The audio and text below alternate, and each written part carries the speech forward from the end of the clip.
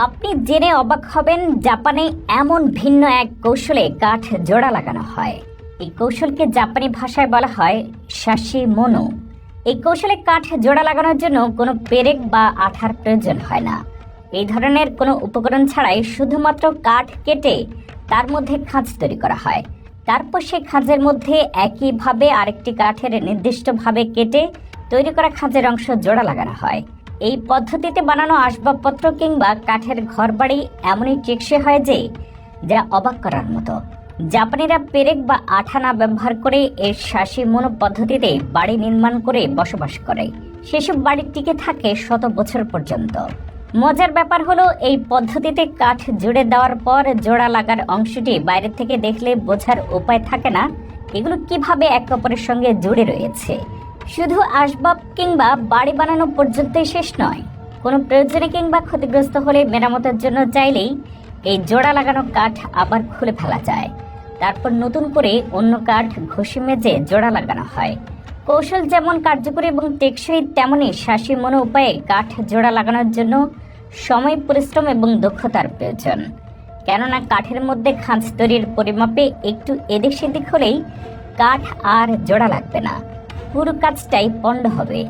কাঠের মধ্যে খাঁজ তৈরির এই প্রক্রিয়া সহজ থেকে শুরু করে অনেক ক্ষেত্রে জটিল হয়।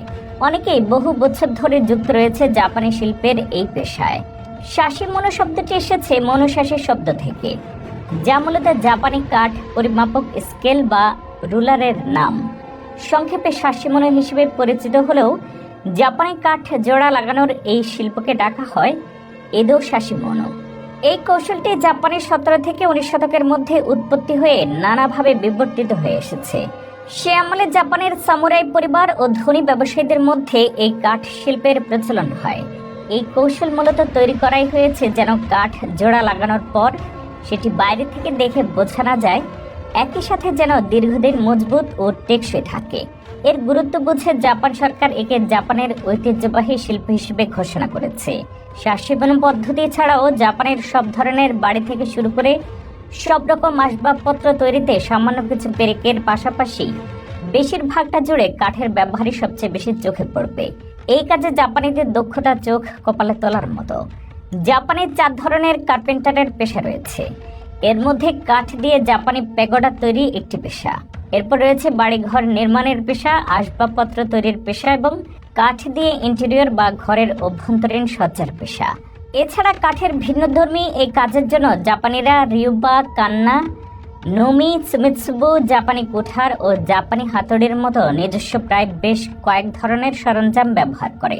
প্রিয় দর্শক, আজ এই পর্যন্তই।